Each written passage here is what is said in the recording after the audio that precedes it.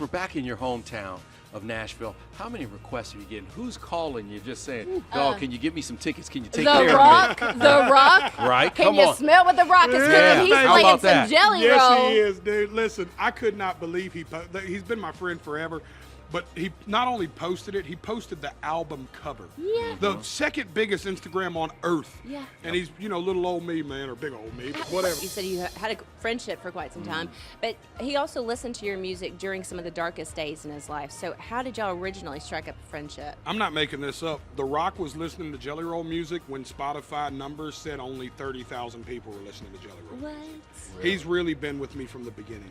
Incredible.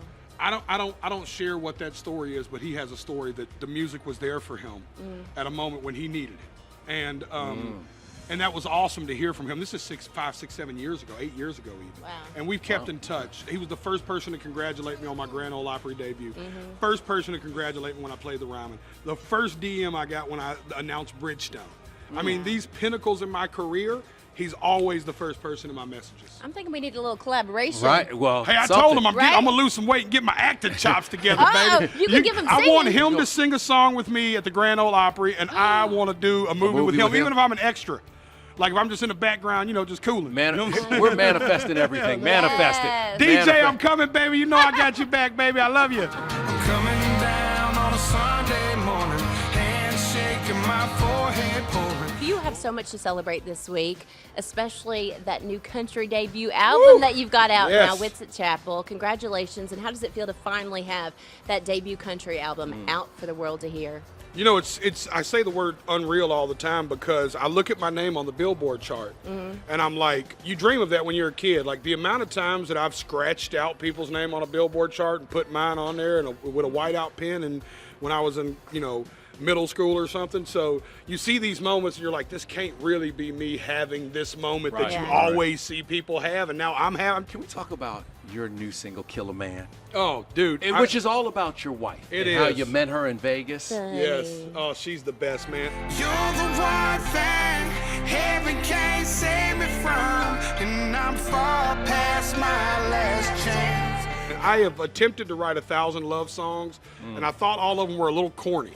I love love songs, but I'm not a corny guy, and some love songs get a little cheesy. Yeah. So I was like, how do I write a song and keep my get real my in this one. manliness, but You I get can real in also this one. completely open myself to how in love I am. Because she changed my life. I am over the moon with that woman. Yeah. She's done I don't see any other woman on earth but her. And I wanted to write a song that reflected that and that was vulnerable. Yeah, and I mean, you guys are quite the duo, to say the least. I've seen you in action on those carpets, so Buddy's always bringing it. But you said with this new album that you wanted it to be both hopeful and therapeutic. How do you feel like the album represents both of those to you, Jelly Roll? Well, I think, one, I'm constantly writing songs to show people that it's okay to be a work in progress. It's okay to still meet yourself in the middle. But I also wanted to make sure this time that I added the hopefulness to it and the tempo. I had some tempo changes. I wanted to be more uplifting, more major keys.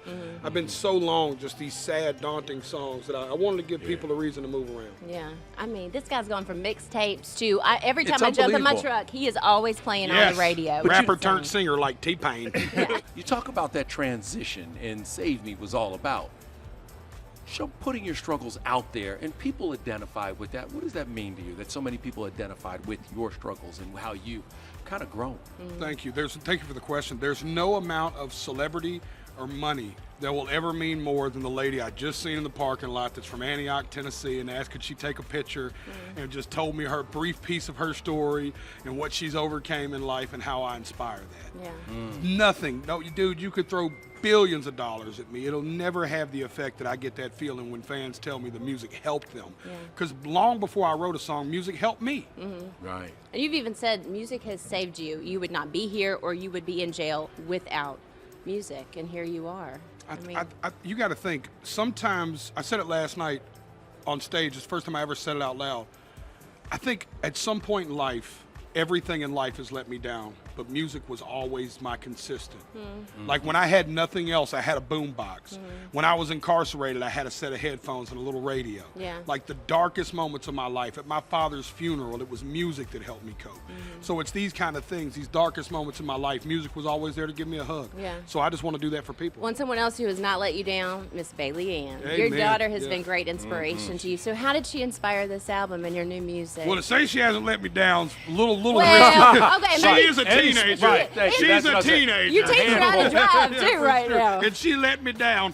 I'm afraid she's going to take a mailbox out. I don't know why kids do it when they first learn how to drive, but they hug hard right, dude. I'm like, kid, we're going to clear a mailbox for sure.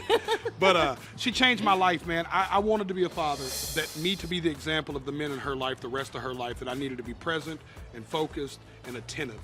And knowing I had her, it was weird. I never planned on doing anything with my life but being a criminal until that. Okay, so now explain your love for golf. When did you start golfing, and are you a golfer? Oh, I'm a golfer, dude. Listen, man, my short game is strong, as you would expect from any fat fella. But my long games, sometimes I can't get around like I used to in my younger clothes. But no, I'm telling you, man, 40 yards in, I'm shooting darts. Really? Oh, Watch yeah. out. You, DJ Khaled, everybody's picking up golf again. Oh, dude, it's great. Daniel Cormier, the UFC light heavyweight and Yeah. heavyweight champions, got into golf recently. It's so fun to watch. Everybody's golfing. It's cool. You actually wanted to live on a golf course. You were purchasing a home in a subdivision here in Tennessee, and you were unable to do so because of your criminal past. So where are you in the midst of that now? Well, I'm still obviously can't live there. I'd love to meet with the governor. It's not even about my felony. I just love to discuss juvenile reform. Yeah. And I know he's open to the conversation. His office has reached out and said they'd love to set up a meeting, which is awesome. I just want to discuss with him that I understand the seriousness of felonies, and I understand that felons should be held accountable, and that felons should have to jump through little Cheerios of fire in the earth. I believe that. I believe that we did that to ourselves. But I believe that if we have jumped through those little hula hoops of fire, that we should be able to come out the other side reconciled. And we see a lot of that in the documentary Save 100%. Me. So what was it like opening up, being vulnerable? I've took every pill you could think of by the time I was 15, 16, done cocaine. Nothing about anything I was doing at any moment during my childhood felt like I was out of place. Even watching it back, I was like, man, I really was raw. Like, I let these people really film the real. And it was uneasy and uncomfortable in a good way. Because I believe that the only thing that creates change is when something is just a little uncomfortable.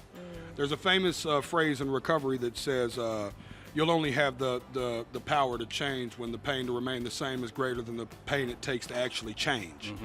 So it was cool to watch that, and I think that the honesty is what's making the documentary connect, because I think they're seeing real up close, real raw stuff.